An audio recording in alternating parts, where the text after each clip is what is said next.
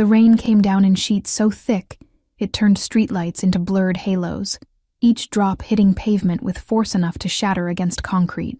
Dashwood stepped from his private club into the deluge, collar turned up against wind that carried the bite of autumn turning toward winter, his mind already calculating tomorrow's shipment routes and payment schedules. He'd built an empire on the principle that emotion was weakness waiting to be exploited. Tonight should have been no different from the 1,000 nights before it. Meetings concluded, money counted, problems eliminated with efficiency that left no room for second-guessing. His black sedan waited at the curb, engine purring, ready to return him to the mansion that overlooked the lake. But movement caught his eye near the iron gates, a small shape that didn't belong in this neighborhood where even shadows knew better than to linger without permission. The boy was pressed against the bars, as if trying to melt through them, his small hands gripping metal that probably burned with cold. Blonde hair was plastered dark against his skull, clothes soaked through until they clung like second skin, and he stood there trembling with determination that seemed impossible for someone so small. The neighborhood around Dashwood's estate was the kind where streetlights were maintained not by the city, but by private security firms, paid to ensure darkness never provided cover for unwanted activity. Every house stood at careful distance from its neighbors, separated by walls and hedges, and the kind of silence that money bought when it wanted to be left alone with its accumulation and power. Children didn't walk these streets after dark, not because rules explicitly forbade it, but because families who lived here understood that certain boundaries existed for reasons that didn't require explanation or discussion. The boy standing at the gates represented violation of unspoken codes, intrusion of desperation into world designed specifically to keep such things at comfortable distance, where they could be ignored or delegated to others. Dashwood's hand remained on the car door, rain streaming down the window between him and the small figure who waited with patience that suggested he'd stand there all night if necessary. Logic demanded he drive past, call someone to deal with whatever this situation was, maintain the separation between his world and whatever crisis had driven a child into storm at an hour when most people were home and safe. But the boy's eyes held something that cut through years of carefully constructed defenses, not manipulation or calculation, but pure, desperate hope mixed with terror that came from knowing this was last chance, final door to knock on before options ran out completely. Dashwood recognized that look from mirrors in his own past, from years before empire building had taught him how to hide vulnerability behind masks of power and control. The rain seemed to intensify as if nature itself was testing his resolve, drops hitting pavement hard enough to splash back up in patterns that looked almost violent in their intensity. Thunder rolled somewhere distant, promising the storm would get worse before it got better, warning anyone foolish enough to be outside that shelter was necessity rather than luxury tonight. He thought about the warm interior of his car, about the mansion waiting with its temperature-controlled rooms and expensive silence, about the life he'd built specifically to avoid moments exactly like this one. Dashwood felt his hand pause on the car door handle, instinct telling him to drive past. Children didn't approach these gates without parents who knew the risk, without understanding that the man who lived beyond them was not someone you disturbed. But the boy's face turned toward the approaching vehicle, and even through rain and darkness, those eyes found his. They were blue and desperate and holding something that looked dangerously close to hope mixed with terror that suggested he knew exactly whose gates he stood before. He stopped, watching through glass and water as the child's lips moved. No sound reached him over the storm's fury, but he found himself opening the door anyway, stepping into rain that immediately soaked through his suit. The boy didn't move closer, didn't run, just stood there with small hands clutched against his chest. He was protecting something from the downpour with determination that seemed too fierce for someone whose shoes were held together with tape, whose jacket hung 3 sizes too large. "What are you doing here?" The words came out harder than intended, sharp with the edge he used in rooms where weakness meant death. The child flinched but held his ground, and when he spoke, his voice was barely a whisper against the roar of rain. "Sir, my sister didn't come home yesterday." Each word seemed to cost him something, pulled from depths of courage he shouldn't have needed to find yet. Dashwood felt something cold slide down his spine that had nothing to do with weather. He moved closer, noting details that painted a picture he didn't want to see. The hollow cheeks, the way the boy swayed slightly, as if standing took more strength than he had left. "Your sister." He repeated the words as if testing their weight, as if they might reveal themselves to be trick or trap designed by enemies who'd grown creative. The boy nodded, and his hand finally moved from his chest, revealing a photograph so soaked it had started to dissolve at the edges. A little girl smiled from the ruined picture, blonde like the boy, maybe a year or two older, gap-toothed grin captured in sunlight that felt impossible now. She went to get medicine for Mama. The child's voice cracked on the last word, and tears mixed with rain on cheeks that looked too drawn. She always comes back. She promised she'd always come back, but it's been a whole day and night and Mama's getting worse. Dashwood found himself crouching despite the puddle forming around his Italian leather shoes, bringing his face level with the boy's. Up close, he could see the child was shaking so hard his teeth chattered, could smell the mix of rain and fear and desperation. "What's your name?" The question came out softer than any words he'd spoken in years, surprising them both. "Merrick." The boy whispered it like a confession, like he understood that giving his name to someone like Dashwood might be dangerous. "My sister's name is Seraphine. She's 7, and she has hair like mine, and she was wearing her blue dress, the one Mama made from curtains." The detail about the curtains hit somewhere Dashwood thought he'd cauterized years ago, back when he still believed the world operated on anything resembling fairness. He stood abruptly, rain streaming down his face, trying to remember when he'd last looked at a child and seen anything other than liability. Dashwood made a decision that went against every rule he'd built his life upon, reaching down to lift Merrick into his arms.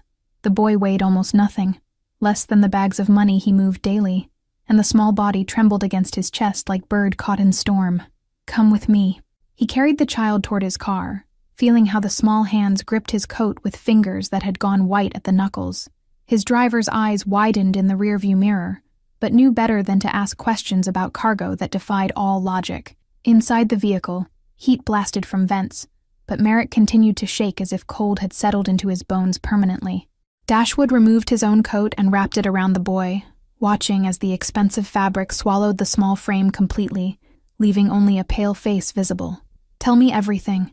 He kept his voice level, controlled, the same tone he used when extracting information from people who thought they could lie. "When did your sister leave? What pharmacy? What time did she say she'd be back?" Merrick's words tumbled out between chattering teeth, painting a picture that grew darker with each detail. Seraphine had left yesterday afternoon when their mother's fever spiked, had taken the carefully counted coins they'd saved from the factory where Tegan worked double shifts when she could stand. The pharmacy was on Fletcher Street, miles away in a neighborhood where Dashwood's influence stretched like shadow. His sister had promised to be back before dark, had kissed Merrick's forehead, and told him to keep Mama cool with damp cloths while she was gone. But she never came back. Merrick's voice broke completely now, small hands clutching the photograph that continued to dissolve in his grip. "I waited and waited, and Mama kept calling for her, and then Mama stopped talking at all and just burns hot like fire." Dashwood pulled his phone from his pocket, thumb moving across the screen with efficiency born from years of managing an empire that never slept. He sent 3 messages, short, coded, urgent, to people who owed him favors that could never be fully repaid. The medicine. He looked at Merrick directly, noting how the boy's eyes held intelligence beyond his years. "What was your mother sick with? What did Seraphine go to buy?" Merrick described symptoms that sounded like pneumonia, mentioned the pink pills the free clinic had given them last time, but wouldn't provide again without payment up front. He explained how Tegan had missed work because standing made her dizzy, how the landlord had threatened eviction, how everything had gotten bad so fast. The car moved through rain-slicked streets, while Dashwood's phone buzzed with responses. His network was vast, reaching into corners of the city that most people pretended didn't exist, and information flowed back faster than most police departments could manage. A girl matching Seraphine's description had been seen near the old warehouses in the industrial zone. Someone else reported a blue dress glimpsed between abandoned buildings where squatters sometimes sheltered, and worse things often happened after dark. Dashwood felt his jaw tighten, felt the familiar cold calculation sliding into place. The industrial zone was territory he'd cleaned out years ago, declared off limits to his operations because the desperation there created complications he didn't need. "Stay here," he told Merrick as the car pulled to a stop in front of his mansion's gates. "My housekeeper will get you warm clothes, hot food, whatever you need. I'm going to find your sister." But Merrick's small hand shot out, gripping Dashwood's sleeve with surprising strength. "Please don't hurt her if she did something wrong. She was just trying to help Mama. She's a good person, the best person. She just gets scared sometimes." The plea revealed more than the boy probably intended, that Seraphine might have done something desperate to get medicine, might have stolen or bargained with currency that children should never have to consider. Dashwood felt something twist in his chest that he couldn't quite name. "I'm not going to hurt your sister," he said it clearly, holding Merrick's gaze until the boy nodded slowly. "But I need you to be brave a little longer. Can you do that?" Merrick nodded again, and Dashwood carried him into the mansion that stood silent and vast. His housekeeper appeared, shock crossing her weathered face before training took over, and she reached for the shivering child without asking questions that could wait. Dashwood watched Merrick disappear down the hallway wrapped in coat and care, then turned back to the rain. His driver was already pulling the car around, and weapons were checked with practiced efficiency that required no discussion or debate about what might be necessary. The industrial zone looked like a graveyard of ambition in the rain, warehouses standing empty with broken windows that resembled dead eyes. Dashwood moved through darkness with footsteps that made no sound, years of practice making him ghost in places where visibility meant vulnerability and hesitation meant death. His phone had given him a location, Warehouse 7, the one with the collapsed roof on the eastern side. 3 different sources had mentioned glimpsed movement there, a flash of blue fabric, sounds that might have been crying, or might have been wind through broken glass. The industrial zone had once been the heart of the city's manufacturing base, back when factories employed thousands and prosperity flowed from assembly lines that never stopped running. Now it was graveyard of American dreams, deferred and then abandoned, buildings standing empty like tombstones, marking where middle-class stability had died, slow death of outsourcing and automation, and corporate decisions made in boardrooms far from the lives they destroyed. Dashwood's empire had benefited from that decline in ways he rarely allowed himself to examine too closely. Desperate people made reliable employees willing to work for less. Abandoned property could be acquired cheaply for purposes that required discretion, and poverty created markets for services that thrived in shadows where law enforcement's reach grew thin and selective. He'd driven through this neighborhood countless times without really seeing it, viewing the decay as backdrop to business, rather than as testament to human cost of economic forces he'd learned to navigate and profit from.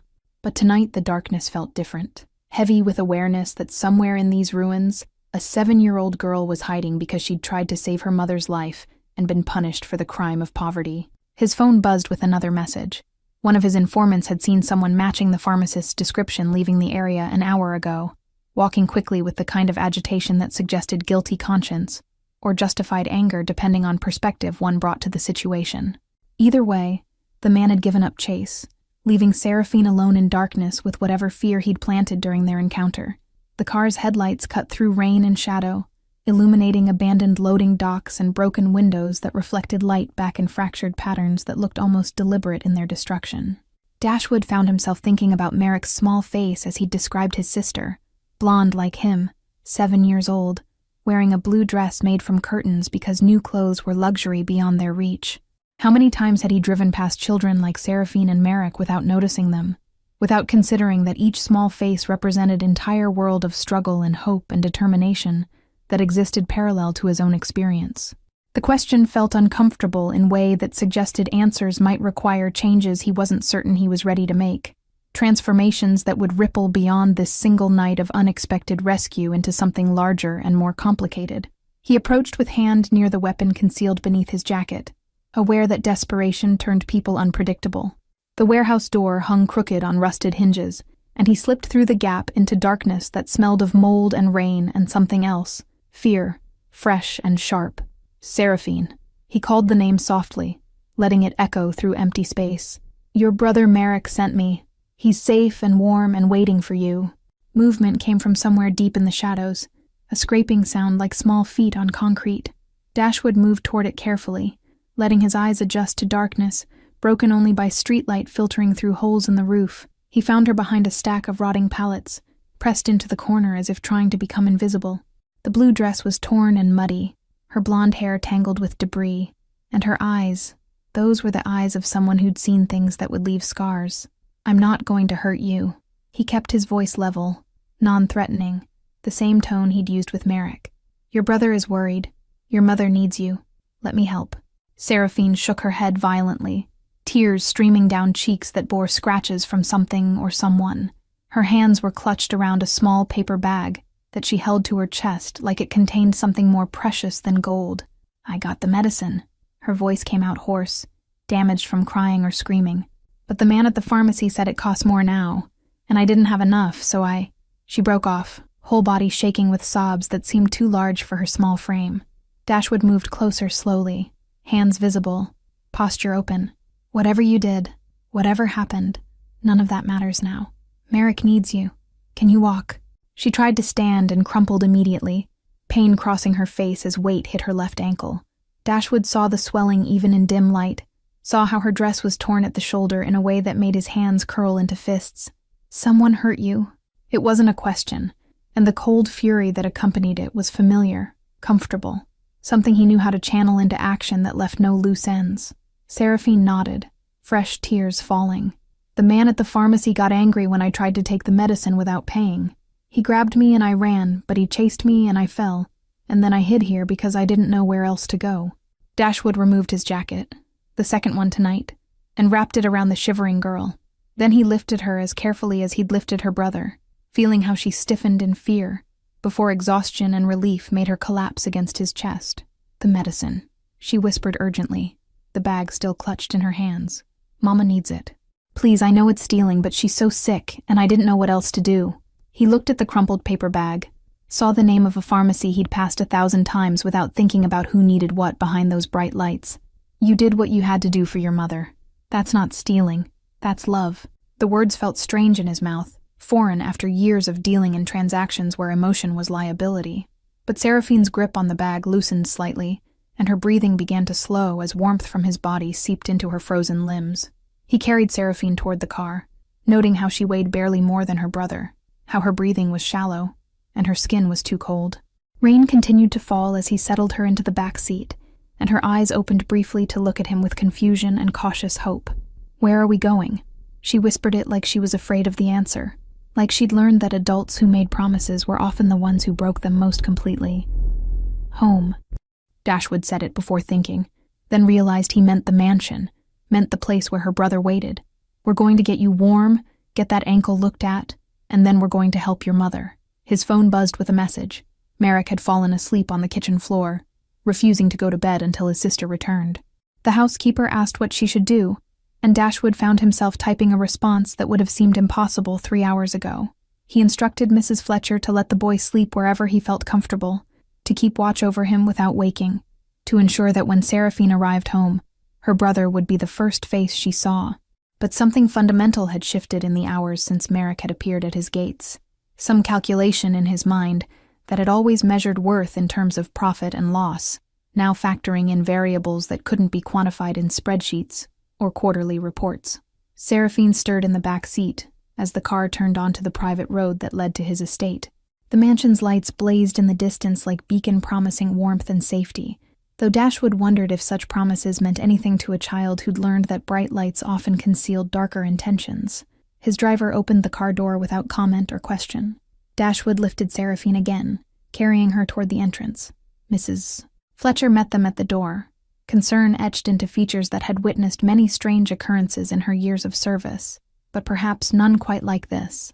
She reached for Seraphine with practiced gentleness, but the girl's eyes opened at the transfer, and panic flooded in before recognition and exhaustion fought for dominance over fear. "Let's get you warm and dry first, Mrs.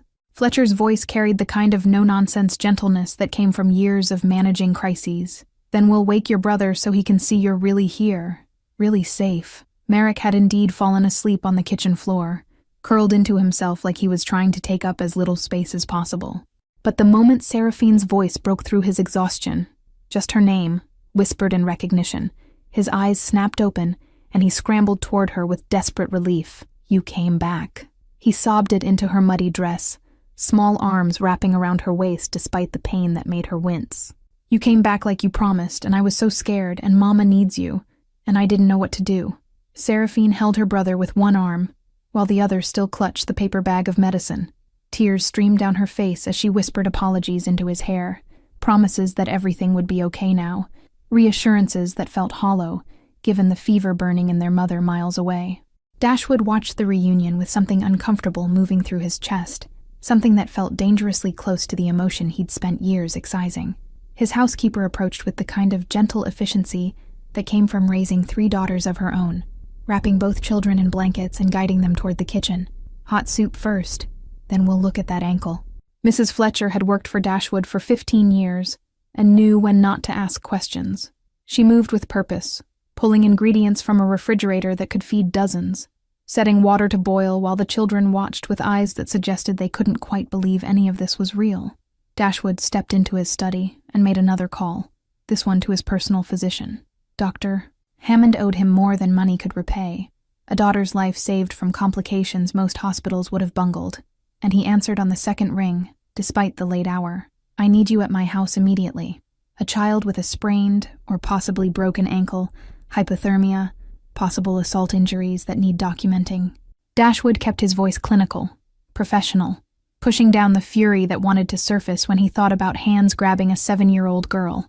He gave the address where Tegan lay, fevered and unconscious, described symptoms that Hammond confirmed sounded like severe pneumonia requiring immediate intervention. I'll send an ambulance, the doctor started, but Dashwood cut him off with instructions that left no room for argument or protocol. No ambulance, no hospitals unless absolutely necessary. Handle it quietly. He knew how systems worked, how questions about a woman too sick to care for her children could lead to investigations, to children disappearing into foster care, to families torn apart by bureaucracy that claimed to help while destroying everything it touched. Back in the kitchen, Seraphine was explaining what happened at the pharmacy between sips of soup that Mrs. Fletcher kept refilling. The pharmacist had demanded payment up front, had refused to believe she'd bring money later, had reached for her arm when she'd grabbed the medicine and run. He called me a thief. Her voice was small, ashamed, and Merrick's hand found hers across the table. He said people like us are why honest businesses struggle, that we take and never give back anything except problems.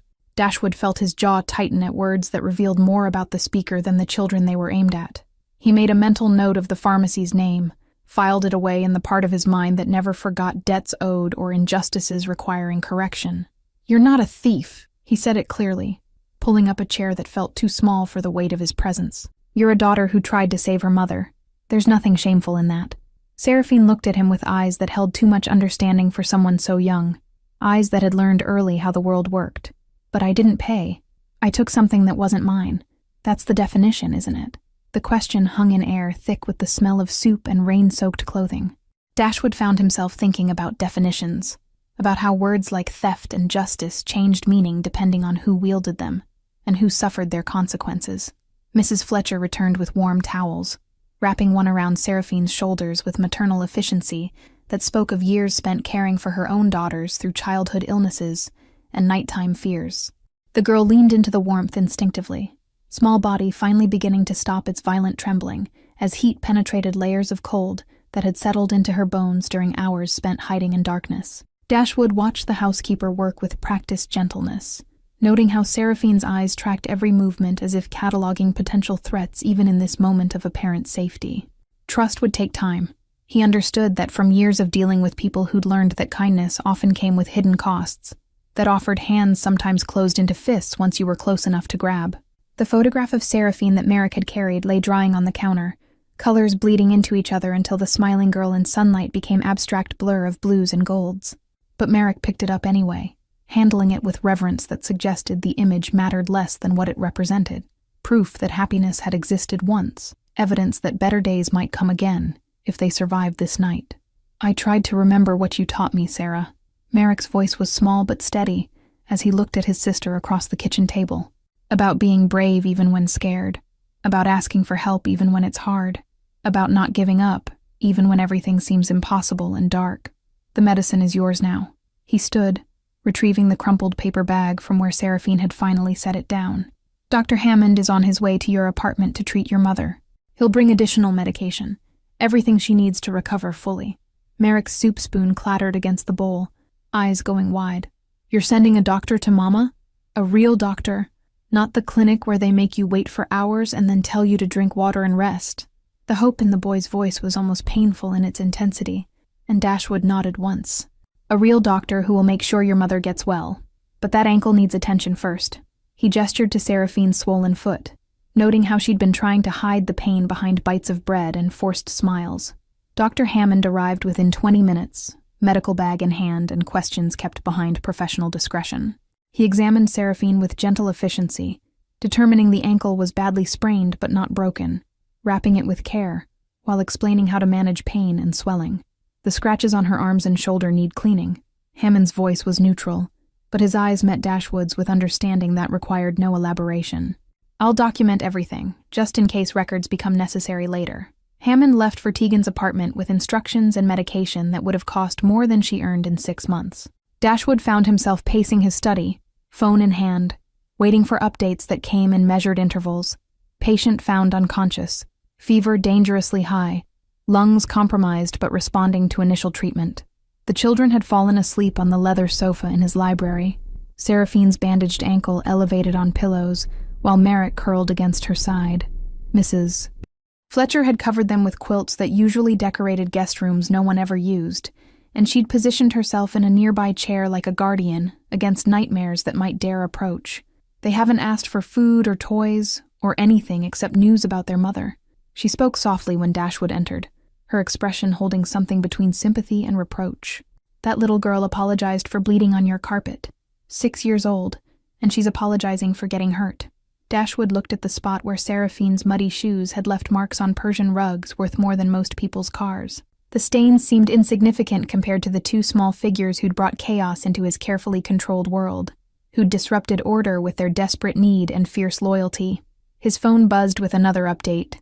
Tegan's fever was breaking under aggressive treatment, but she remained unconscious. Hammond estimated she'd been sick for at least a week, pushing through symptoms that would have hospitalized most people, working double shifts while her lungs slowly filled with fluid that could have killed her. She'll need hospitalization.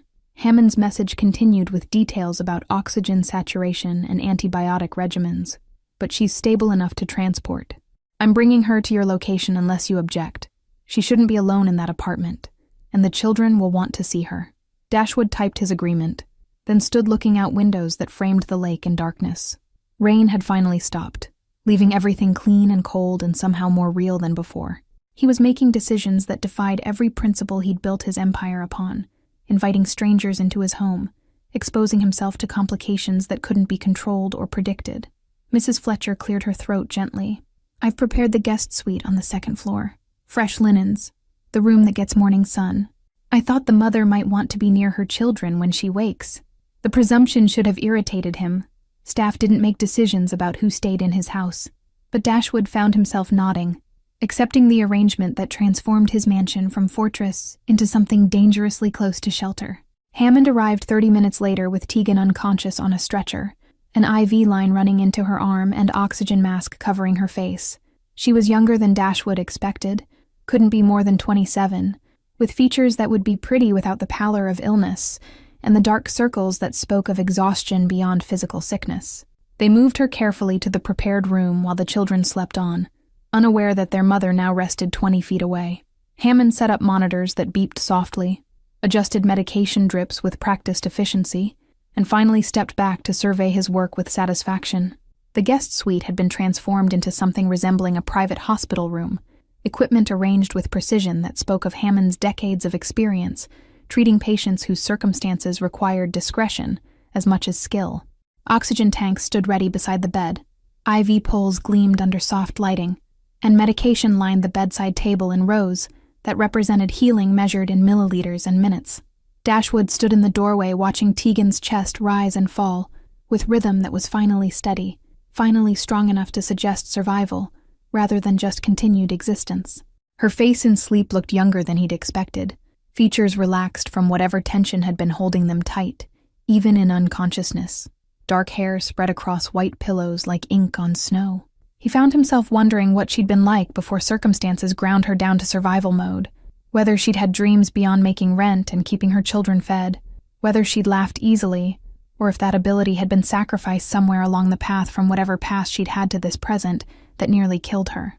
The questions felt intrusive, even unspoken, but they persisted anyway. Hammond appeared beside him, medical bag packed and coat already on for the drive home through streets that had finally stopped producing rain. She's a fighter, that one. Most people would have sought help days ago, but she pushed through because stopping meant her children went hungry or cold or worse. That kind of determination is admirable and absolutely reckless in equal measure. She'll sleep for several hours at minimum. The doctor packed his equipment with methodical precision. The fever should continue dropping, and her lungs will clear gradually. She was maybe 48 hours from critical, possibly less. Those children saved her life by finding you. The words settled heavily in air that smelled of antiseptic and clean sheets. Dashwood thought about Merrick standing in rain at his gates, about Seraphine stealing medicine she couldn't afford, about desperation that drove children to knock on doors that should have remained closed. When she wakes, she'll be confused, and probably frightened, Hammond continued, studying Dashwood with the directness of someone who'd earned the right to speak plainly. She'll wonder why a man like you helped, what you want in return, whether her children are safe or in debt they can't repay. Dashwood had no answer that made sense even to himself, no explanation for why he'd carried a soaking boy into his car, or why he'd driven through rain to find a girl he'd never met. He'd built an empire on transactional relationships, where everything had price and payment, where favors were currency and debts were leverage. Tell her the truth when she asks, he finally said, though he wasn't sure what truth meant anymore. Her children needed help. I provided it. There's no debt, no payment required, no strings attached to recovery or safety. Hammond's eyebrows rose slightly, but he nodded and continued packing. I'll return tomorrow morning to check on everyone. Call immediately if her condition changes, or if the children need anything. And Dashwood, he paused at the door, expression serious. Whatever you're doing here, it's good. Don't overthink it. After the doctor left, Dashwood returned to his study where paperwork waited and business required attention. But he found himself unable to focus on shipping schedules or payment collections, his mind returning repeatedly to the second floor where strangers slept in rooms that had been empty for years. Mrs. Fletcher appeared with tea he hadn't requested, setting the cup on his desk with the kind of gentle insistence that couldn't be refused. Those children have been through something terrible. Not just tonight, but for a long time before this. You can see it in how they move, how they apologize for existing. Dashwood wrapped his hands around the cup's warmth, letting steam rise into air that felt too cold, despite the fire burning in the hearth. What am I supposed to do with them? I don't know anything about children or families or what happens next. You do what they need. Mrs. Fletcher spoke with the certainty of someone who'd raised her own through hardship. You keep them safe, keep them together. Give them time to remember what it feels like to not be afraid every moment. The rest figures itself out. Dawn came gray and uncertain, light creeping through windows with the hesitation of something unsure of its welcome. Dashwood had dozed in his study chair rather than going to his bedroom, some part of him needing to stay close to the chaos that had invaded his carefully ordered world. The sound of small feet on marble floors brought him fully awake, and he found Merrick standing in the doorway with blanket wrapped around his shoulders like cape. The boy's eyes were wide and worried, hair sticking up in directions that suggested restless sleep. Is Mama here?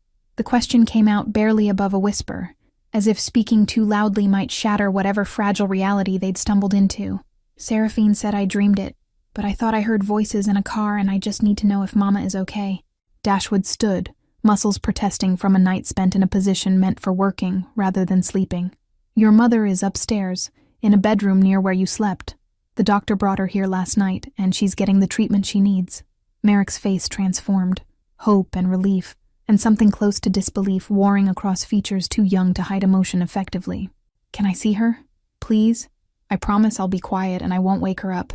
I just need to see that she's really here and really breathing. The desperation in the plea revealed layers of fear that had nothing to do with one night of separation. This was a child who'd learned that people you loved could disappear without warning, that breathing wasn't guaranteed, that tomorrow might bring loss too large to survive. Come with me. Dashwood led the way upstairs, aware of Merrick following close enough that the blanket occasionally brushed against his legs. The guest suite door stood slightly ajar, and through the gap came the soft beeping of monitors that measured heartbeat and oxygen in steady rhythm. Tegan lay motionless under white sheets, IV lines running into her arm, an oxygen mask still covering her face. But her chest rose and fell with regularity that hadn't existed hours before, and color had started returning to skin that had been gray with illness and exhaustion. Merrick approached the bed with steps so careful they made no sound, small hand reaching out to touch his mother's arm, as if confirming she was solid and real. Mama, he whispered it like prayer, like incantation against fear that had lived in his bones. Mama, I found help. Seraphine is safe and you're getting medicine and everything's going to be okay now. Dashwood watched from the doorway, noting how the boy climbed carefully onto the edge of the bed, curling against his mother's side with practiced ease that suggested he'd done this many times before. Comfort given to someone too sick to provide it herself. Warmth shared when heating bills went unpaid. Presence offered when words failed. Seraphine appeared behind him, limping slightly despite the bandaged ankle, Mrs. Fletcher supporting her elbow with gentle firmness. The girl's eyes found her mother immediately, and tears started falling before she'd taken 3 steps into the room. "I got the medicine, Mama." She spoke to the unconscious woman with voice thick with emotion. "I know you told me not to go that far alone, but you were so sick, and I didn't know what else to do. And I'm sorry I scared Merrick, but I had to try." The apology contained multitudes. Sorry for being gone. Sorry for being caught. Sorry for needing rescue. Sorry for existing in a way that created problems and complications. Dashwood felt something cold settle in his chest at hearing a child apologize for trying to save a parent's life. "She can't hear you yet."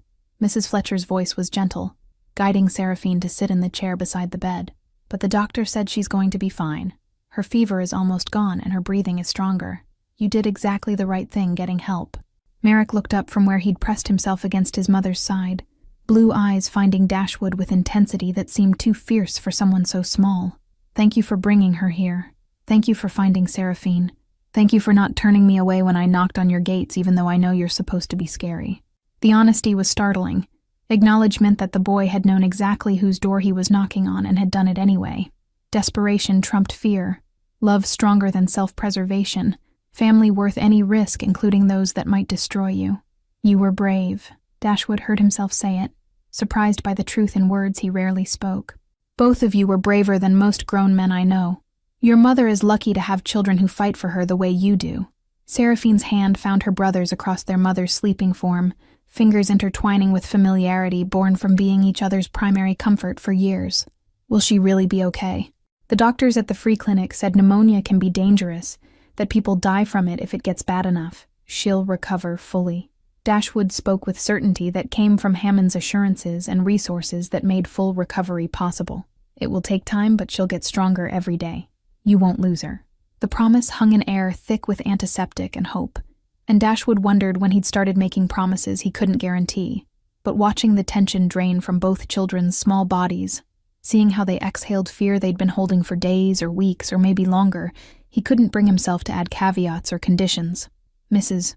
Fletcher set breakfast on the small table near the windows, eggs and toast and fruit arranged with care that suggested she understood how presentation mattered when everything else felt uncertain. "You should eat something, both of you. Your mother would want you to take care of yourselves while she can't." Merrick hesitated, clearly torn between hunger and the need to stay close to Tegan. But Seraphine nudged him gently, and they moved to the table with backward glances that checked their mother remained solid and breathing and present. Dashwood left them there under Mrs. Fletcher's watchful care, returning to his study where reality waited in the form of phone calls requiring attention and decisions demanding to be made. But business felt distant somehow, less urgent than it had 48 hours ago, as if priorities had shifted without his permission or understanding.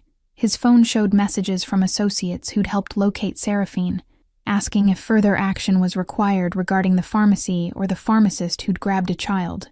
Dashwood stared at the screen, considering responses that ranged from professional consequences to personal visits that left lasting impressions.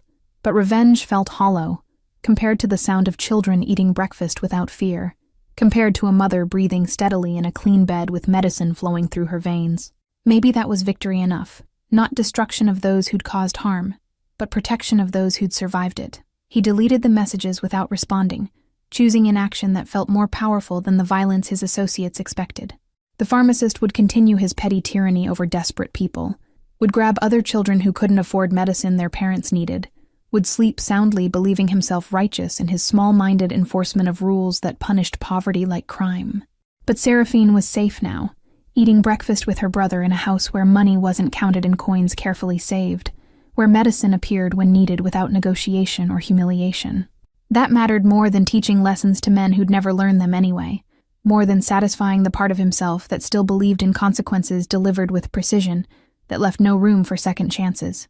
The sound of laughter drifted from upstairs, genuine, unguarded, the kind children made when they forgot to be afraid for a moment. Dashwood recognized it as foreign to his mansion as spring flowers in winter, as warmth in rooms built to intimidate rather than welcome, as proof that walls designed to keep danger out had also kept life from entering. His empire had been constructed on foundation of fear and respect that were often indistinguishable from each other, on transactions where everyone understood their role and stayed within boundaries drawn by power and consequence. But these children and their mother existed outside those rules, operating according to logic that prioritized love over safety and connection over survival instinct.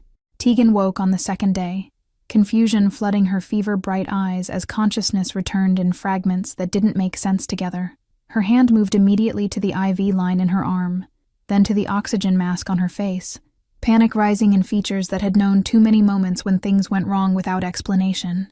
"Mama," Merrick's voice broke through her disorientation, and he was there beside the bed before she could try to sit up. "Mama, you're okay. You're safe. We're all safe." Seraphine appeared on the other side, limping slightly, taking her mother's free hand with gentle pressure. "The doctor says you had pneumonia really bad. You've been sleeping for almost 2 days while the medicine works." Tegan's eyes moved between her children with the kind of assessment that mothers perfect through necessity, checking for injuries, for fear, for signs of harm that might not show on surfaces. Her gaze landed on Seraphine's bandaged ankle, and something dark crossed her face before confusion returned stronger. "Where are we?" Her voice came out hoarse, damaged from days of fever and shallow breathing. "This isn't the apartment. This isn't the hospital. Where—" She tried to push herself up, despite tubes and wires connecting her to machines that beeped protests. Dashwood had been standing near the windows, giving the family space for reunion. But he stepped forward now. "You're in my home. Your children came to me for help, and I provided it. You've been receiving treatment here from my personal physician." Tegan's eyes found him, and widened with recognition that came from somewhere deeper than personal acquaintance. She knew who he was, not by name necessarily, but by reputation that preceded him in neighborhoods where power was felt before it was seen or understood. "Your children?" She looked back at Merrick and Seraphine with fear that hadn't been there before. "What did you do? Where did you go? Oh God, what have you gotten us into?" The panic in her voice cut through the room like blade, sharp enough that both children flinched. Merrick's small hand tightened on the sheets, while Seraphine's face crumpled with guilt that suggested she'd anticipated this exact reaction. "I went to get medicine, and the pharmacist grabbed me, and I ran and got lost." Seraphine's words tumbled out fast, desperate to explain before judgment fell. "Merrick went to find help because you were so sick and I wasn't coming back and he didn't know what else to do. He found me."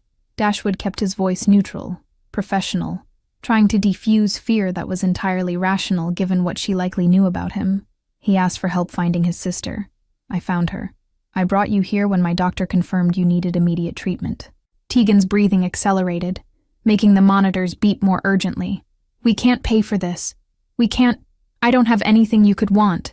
Nothing worth the debt we'd owe for treatment like this." The words revealed exactly what she expected, what experience had taught her about men with power who offered help to women with nothing. Dashwood felt disgust rise, not at her assumption, but at the world that had made such assumptions necessary for survival.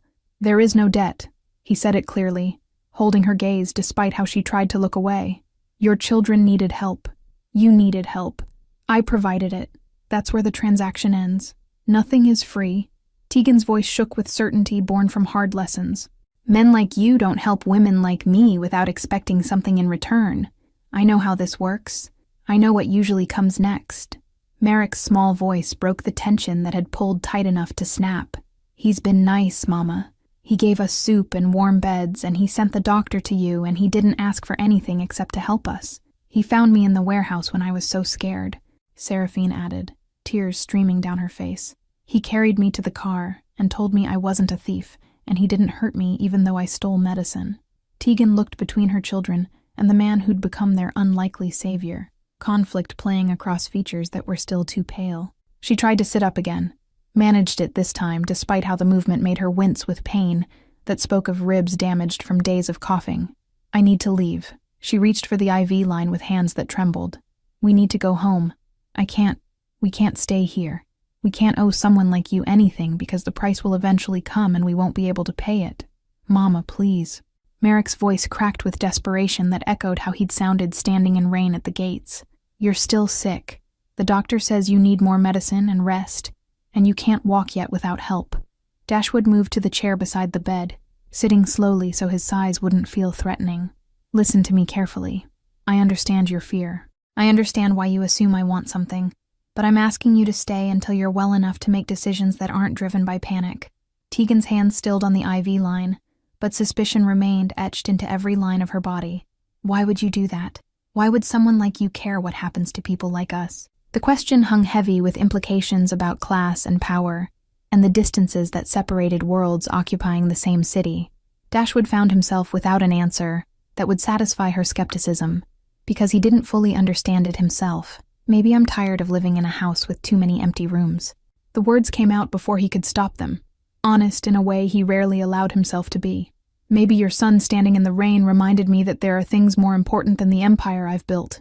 Tegan studied him with eyes that had learned to read people for survival, looking for the lie or manipulation that surely hid beneath surface sincerity.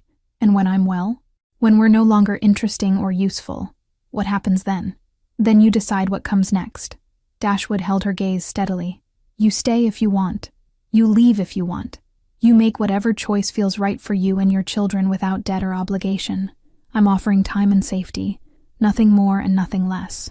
The silence stretched long enough that the monitor's beeping became the only sound, measuring heartbeats that gradually slowed from panic toward something closer to cautious consideration. Tegan looked at her children, at Merrick's hopeful face and Seraphine's fearful one, and something in her expression shifted. 1 week, she finally said, voice rough with exhaustion and resignation. 1 week for me to get strong enough to leave properly, to figure out what happens next. But I work for anything we use, food, space, whatever. I don't accept charity.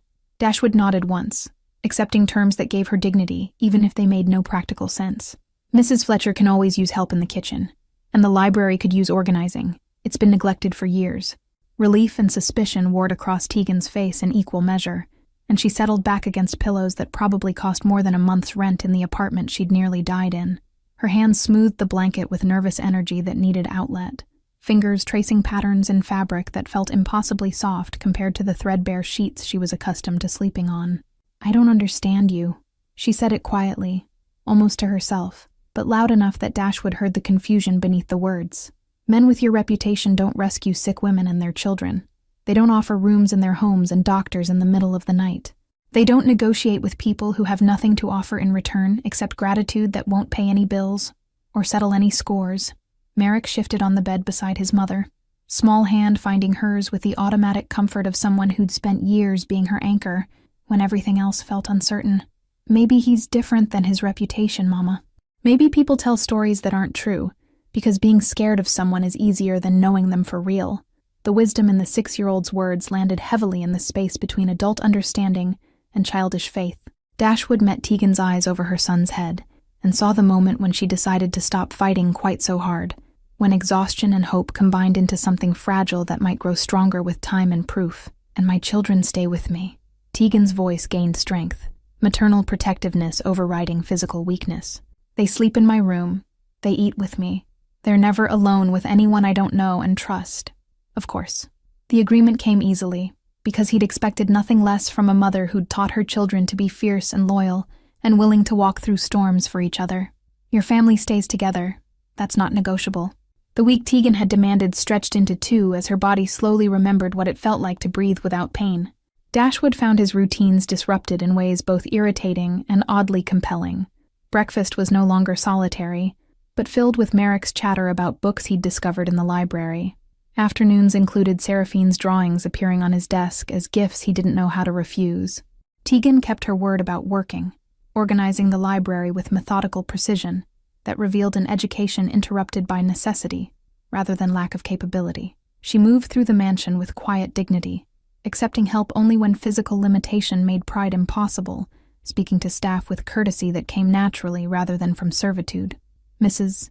Fletcher had become something between grandmother and guardian to the children, teaching Merrick to bake bread and showing Seraphine how to mend the tears in her blue dress. The house felt different, with voices echoing through halls that had known only silence, with laughter occasionally breaking through the careful control Dashwood maintained over his domain. He found himself returning home earlier than business required, drawn by something he couldn't quite name. Dinner had become a shared meal around the kitchen table, rather than a solitary plate in his study, and he discovered that Merrick had opinions about everything, while Seraphine observed the world with artist's eyes that caught details others missed. "Why don't you have pictures on the walls?" Merrick asked one evening between bites of chicken that Mrs. Fletcher had prepared with herbs from the garden. Rich people always have pictures in movies, paintings of old guys with beards and horses and stuff. Dashwood looked at the bare walls he'd never questioned, chosen because art felt like pretension, and family portraits seemed cruel when family didn't exist. "I never saw the point. They're just things taking up space, but they tell stories." Seraphine's quiet voice carried conviction, despite her usual shyness. "Even if you don't know the people, you know someone cared enough to paint them, to remember them. That matters."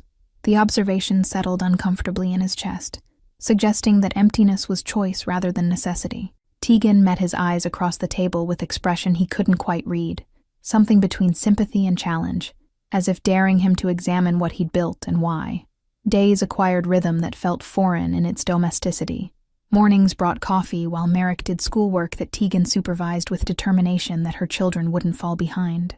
Afternoons found Seraphine drawing on the terrace when weather allowed, capturing the lake in charcoal strokes that suggested talent worth nurturing. Dashwood discovered himself involved in conversations that had nothing to do with business or power, debates about whether chocolate or vanilla was superior, discussions about books where Merrick took plots personally, quiet exchanges with Tegan about how to help Seraphine trust that safety might last beyond the moment. "She wakes up every night checking that I'm still breathing," Tegan told him one evening after the children had gone to bed. "She has nightmares about the warehouse, about the pharmacist grabbing her, about getting lost and never finding her way back home." Dashwood set down the book he'd been pretending to read, attention shifting fully to the woman who'd become something more complicated than guest or charity case in the months since her children had disrupted his carefully controlled existence. "Has she talked about what happened? Beyond the basics she told us that first night?" Tegan's hands stilled on the spine of the volume she was shelving, shoulders tensing in a way that suggested the answer carried weight she didn't want to set down. Pieces, fragments that come out when she's half asleep, or drawing something that starts as flowers and becomes darkness. The pharmacist didn't just grab her arm. He called her trash, told her that people like her mother breed children they can't feed and expect honest workers to subsidize their poor decisions. The words settled into Dashwood's chest like stones, cold and heavy, and sharp enough to cut if handled carelessly. He'd heard similar sentiments from business associates who complained about taxes funding social programs, from wealthy neighbors who resented seeing poverty intrude on their carefully maintained neighborhoods, from people who'd never known what it meant to choose between medicine and food. She believed him. Tegan's voice cracked slightly. "That's what breaks my heart. She came home thinking she'd done something shameful by trying to save my life, that we were the problem for existing in a way that required help. 7 years old and already learning to apologize for needing things she can't provide for herself." They were sitting in the library where Tegan had been organizing books by subject, rather than the random system that had existed before. Rain tapped against windows with rhythm that felt less ominous than the storm that had brought Merrick to his gates weeks ago. "Merrick has them too," she continued, hands still moving to shelve volumes with careful precision. "He dreams that he's knocking on doors and no one answers, that he's standing in rain forever while his sister disappears and I die and he's alone with no one who cares." Dashwood felt something twist beneath his ribs at the image of a 6-year-old carrying that kind of fear. But someone did answer. He found help. The nightmares are just echoes of what didn't happen. Are they? Tegan turned to face him fully, exhaustion and worry evident despite weeks of recovery. "We're still here on borrowed time, in borrowed space, waiting for the moment you realize we're more trouble than we're worth. The nightmares know what we're trying to forget." The accusation wasn't harsh, just honest acknowledgement of impermanence that defined their situation. They existed in limbo, neither guests nor residents, occupying space without claim to it beyond his willingness to allow their presence. "What if you stayed?" The words surprised him, as much as they seemed to surprise her. Not temporarily, not as guests working off imaginary debt. Just stayed. Tegan's laugh came out sharp and disbelieving. "Stayed? Here? Us? You can't be serious. Men like you don't just invite families like ours to live in mansions because a little boy knocked on your door one rainy night. Why not?" Dashwood found himself standing, moving to the windows that framed darkness and lake in equal measure. "This house has 16 bedrooms, and most of them have never been slept in. I have more money than I could spend in 3 lifetimes. What's the point of any of it if it's just me rattling around in silence? The point is, it's yours." Tegan's voice carried weight of someone who'd never owned anything outright, who understood possession as temporary and conditional. You earned it or took it or built it, but it's yours. We don't belong in your world any more than you belong in ours. Dashwood turned to face her, noting how she'd regained weight and color, but still carried shadows under her eyes that spoke of years of struggle. Maybe I'm tired of my world. Maybe your son did more than ask for help. Maybe he asked questions I'd stopped letting myself consider. Like what? The challenge in her voice suggested she expected platitudes about loneliness or meaning, empty words that wealthy people use to justify whatever they wanted. Like, what's the point of power if it doesn't protect anyone worth protecting? He moved closer, hands in pockets to keep them from gesturing in ways that might reveal too much. Like whether a life spent building walls is actually a life at all. Tegan studied him with the same intensity she brought to everything, reading between words for truth or manipulation, trying to determine if this was genuine or elaborate game with rules she didn't understand. And you think letting a desperate woman and her children live here solves those questions?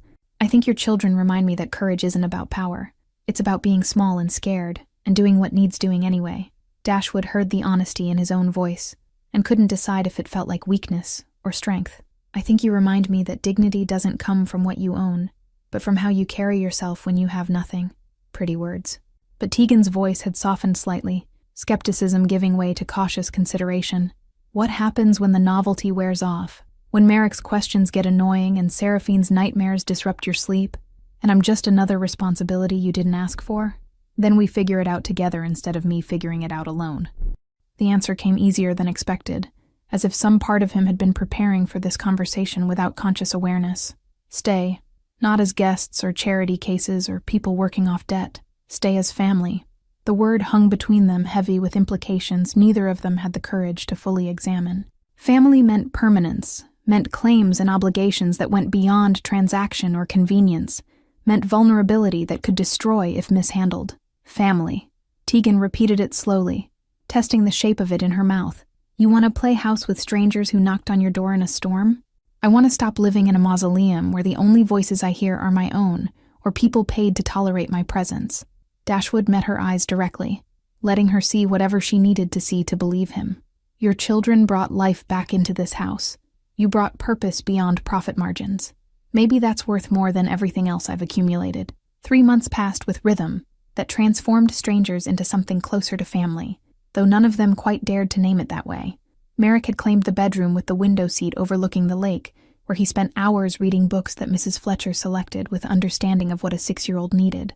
Adventure and hope in equal measure. Seraphine's artwork covered the refrigerator and began appearing framed on walls that had stood bare for years.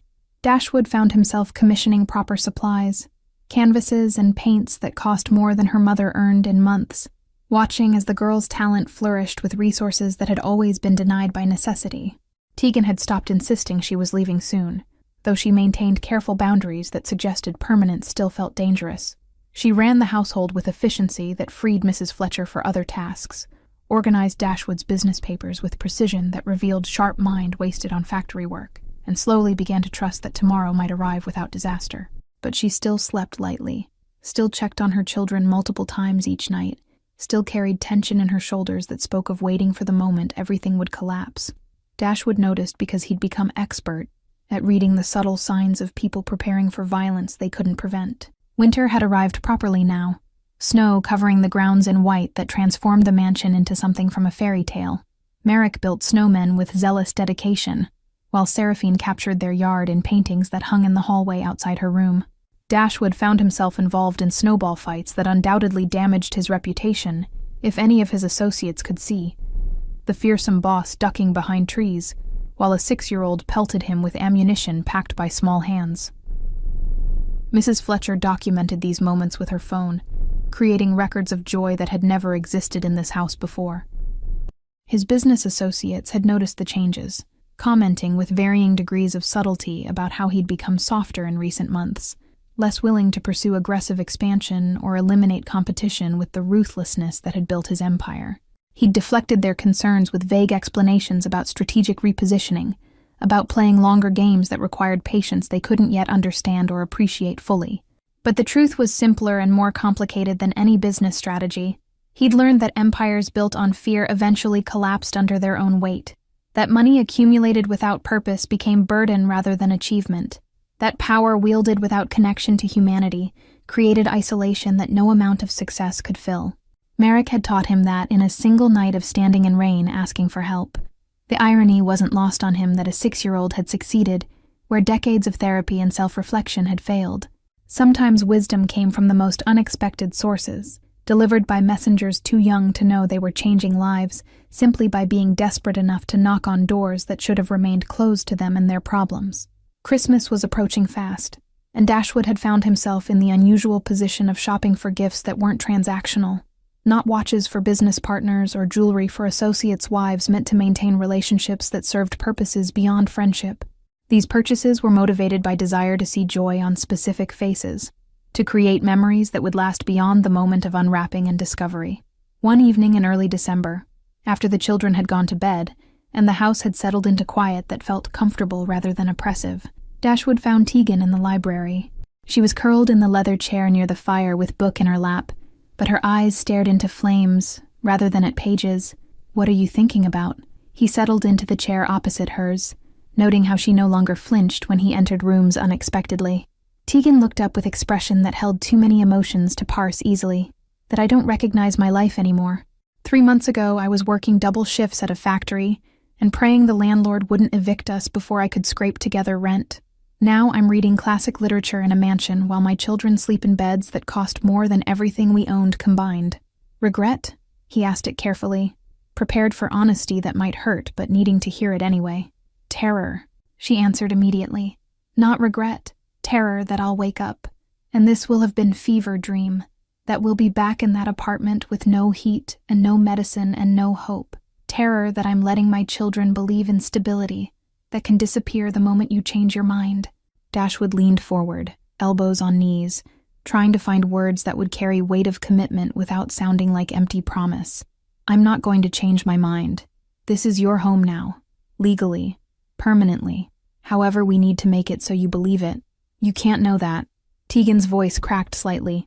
"You can't know that 6 months from now you won't be tired of children running through your halls, of my questions about your business, of the complications we bring just by existing in your world. I know that 3 months ago I was living in a tomb of my own making." He held her gaze steadily. "I know that your son brought me back to life by being brave enough to knock on my door. I know that your daughter reminded me what courage looks like when you have nothing except love to sustain you. I know that you showed me what dignity means when the world has stripped away everything else." Tears started falling down Tegan's face, silent tracks that caught firelight. "I'm so tired of being scared. I'm tired of waiting for disaster. I'm tired of teaching my children to never trust that good things can last, because experience says they never do." Dashwood moved to kneel beside her chair, taking her hand with gentleness that felt foreign to fingers more accustomed to violence than comfort. "Then stop. Stay. Let this be real. Let your children paint the walls and track mud on the floors and believe that home is more than temporary shelter between crises. What if I can't?" The whisper held decades of survival instinct that refused to believe safety could be permanent. "What if I don't know how to trust this? How to trust you? Then we learn together." He squeezed her hand carefully. "You teach me how to be family, and I'll teach you how to believe that walls can be more than temporary protection. They can be foundation for something that lasts." Tegan looked at him with eyes that held hope and fear, in measures too close to distinguish. "You're asking me to risk everything. My children's hearts, my own sanity, our ability to survive if this falls apart. I'm asking you to risk believing that a little boy standing in rain asking for help wasn't random chance. It was the universe's way of saving us both from lives that looked successful but felt empty." Dashwood knew how it sounded, knew the vulnerability in admitting that wealth and power meant nothing without connection. "Stay, not as charity or convenience. Stay because this house became home the moment your children started laughing in it." Snow began falling outside the windows, soft flakes that drifted down with the same gentleness as that night when Merrick had appeared at the gates. Tegan watched it for a long moment before turning back to face him, with decision written across features that had learned to be strong because weakness meant destruction. "One condition." Her voice gained strength, even as tears continued falling. "We're partners in this. Not you rescuing me, not me being grateful. Equal partners figuring out how to build family from broken pieces. Partners." Dashwood agreed immediately, feeling rightness in the word that had nothing to do with business arrangements or temporary alliances. Equal and permanent, and figuring it out together. Tegan nodded slowly, then smiled. Small and tentative, but real, in a way that transformed her entire face. Merrick is going to be insufferable when he realizes his plan worked. He told me 2 weeks ago that you needed us as much as we needed you, and I told him he was being ridiculous. He's 6, and he's wiser than most people I know. Dashwood found himself smiling back, feeling muscles move in patterns that had been dormant for years. We should probably listen to him more often. Absolutely not. But Tegan's laugh was warm, carrying relief and hope, and the first stirrings of trust that maybe, possibly, good things could last if you were brave enough to believe in them. He already thinks he knows everything. We can't encourage him. They sat in comfortable silence, broken only by fire crackling and snow tapping against windows. Two people who'd found each other through desperation and stayed through choice. Upstairs, children slept peacefully for the first time in their young lives, dreaming dreams that didn't feature fear or loss or endings that came too soon. The mansion that had been mausoleum had become home through the simple act of opening doors to strangers who knocked. Dashwood understood now what he'd been building toward without knowing. Not empire of power and wealth, but foundation strong enough to support the weight of family and love and belonging that transcended blood and circumstance. Morning would bring new challenges and complications that came with blending lives that started in different worlds. But tonight, there was snow falling gently, fire burning steady, and the knowledge that courage sometimes looked like a boy standing in rain asking for help, and sometimes looked like a woman choosing to trust, despite every reason not to. Thank you all for following this story from that cold night when Merrick knocked on the gates to this warm evening, where a family was born from rain and circumstance. If you've enjoyed this journey, please let me know in the comments where you're watching from, and don't forget to like, subscribe, and share this video. Your support means everything, and helps me continue bringing stories like this to you.